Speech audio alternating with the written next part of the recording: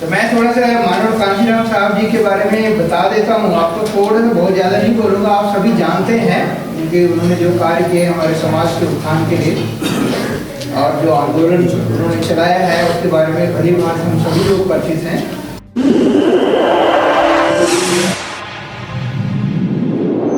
इस news channel पर जो भी वक्ता ने कहा वो उसकी अपनी राय है, जिसकी पुष्टि नेशन न्यूज इंडिया नहीं करता। धन्यवाद। तो आज उनका मैं सत नमन करता हूँ और आप सभी को उनके जन्मदिन पे बधाई देता हूँ। मानव कांशीराम की 90वीं जयंती आज है और मैं बहुत ज़्यादा ना बता करके कुछ संक्षेप में बताना चाहूँगा कि जो मानव कांशीराम साहब ने जो लोगों को बताई थी और जो उन्होंने सिद्धांत बताए थे उस पर अगर हम चलें तो जरूर हम अपने समाज का और इस देश का विकास कर सकते हैं, भला कर सकते हैं। जैसे उन्होंने कहा था कि राजनीति में टिके रहने के लिए सामाजिक एकता की जड़ें मजबूत होना जरूरी है। To get political growth we must strengthen the social roots. ये बड़ी अच्छी बात कही थी उन्होंने और उस पर चले भी थे, खुद भी चले थे।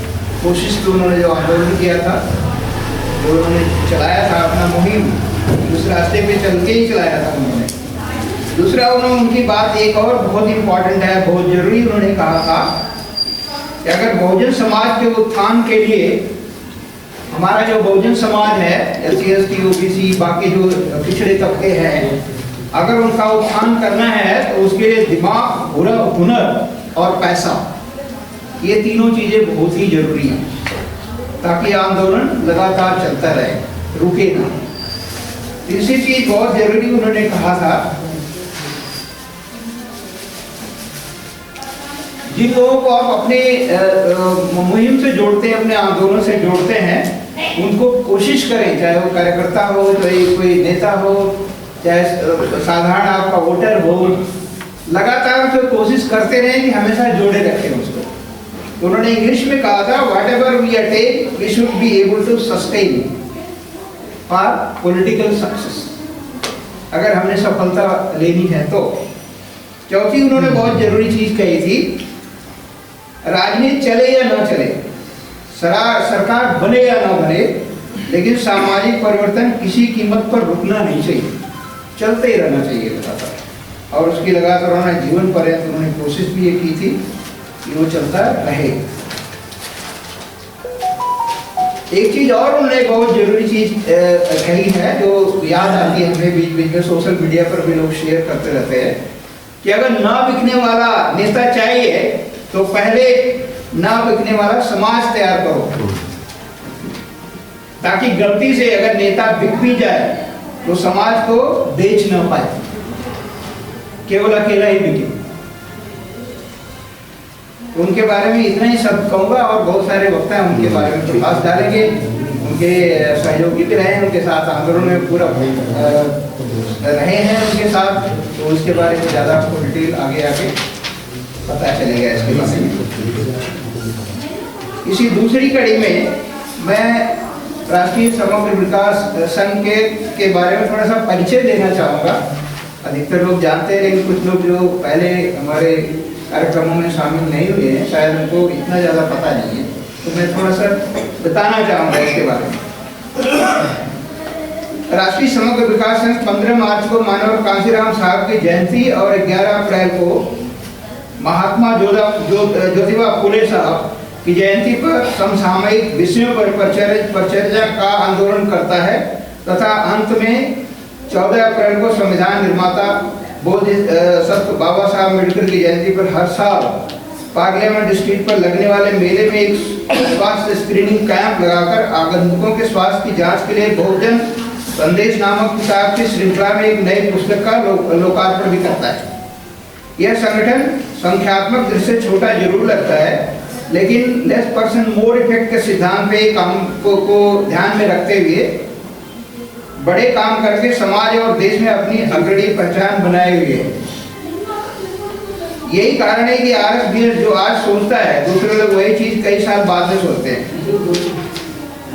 दूरदर्शिता, पारदर्शिता, सामूहिक नेतृत्व, नवीन सोच, नवीन तरीका और निरंतरता के साथ समाज और देश के समग्र विकास की संकल्पना को 10 वर्ष से आगे बढ़ा रहा है। ये संस्था समाज के कर्मचारियों, अधिकारियों, वकीलों, पत्रकारों, अभियंताओं, डॉक्टरों एवं संवर्गों के बुद्धिजीवियों से मिलकर राष्ट्रीय समग्र विकास संघ नाम की सोच को 18 जनवरी 2014 को नई दिल्ली के जनपद होटल में आत्मसात किया गया था। इसे श्री दिनेश कुमार और श्री तीरथ बाबू के प्रयास से 11 लोगों की ये स्थापना बैठक जनपद होटल में आयोजित की गई थी, जिसे भारतीय पुलिस सेवा के सेवानिवृत्त उत्तर प्रदेश के पूर्व एडिशनल DGP श्री चमन लाल जी,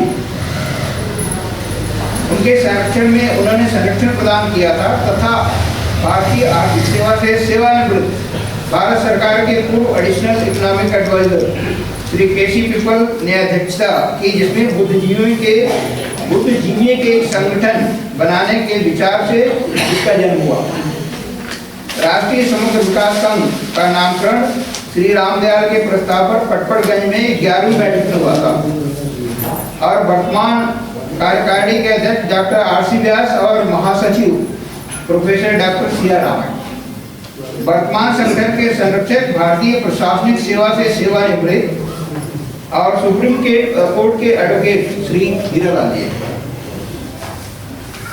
मानवर कांसी राम साहब लोक साहित्य के सजग प्रहरी थे। उनकी सोच पर आधारित उद्देश्य इस संगठन ने अपनाकर उनके मिशन मूवमेंट को अलग तरीके से स्थायी सुधार करने का संकल्प लिया है। देखना होगा कि हमारा संगठन महात्मा फुले, बाबा साहब अम्बेडकर, मानवर कांजीराम साहब और संत महापुरुषों के मिशन को किस हद तक आगे ले जाने में कामयाब होता है। बहुजन नायक की 90वीं जयंती पर आयोजित ये सेमिनार सभी वर्गों, राजनेताओं, विद्यार्थियों, कानूनविदों, अध्यापकों, पत्रकारों, कर्मचारियों, महिलाओं एवं लोकतंत्र के रखवालों के लिए आशा करते हैं कि लाभदायी सिद्ध होगा।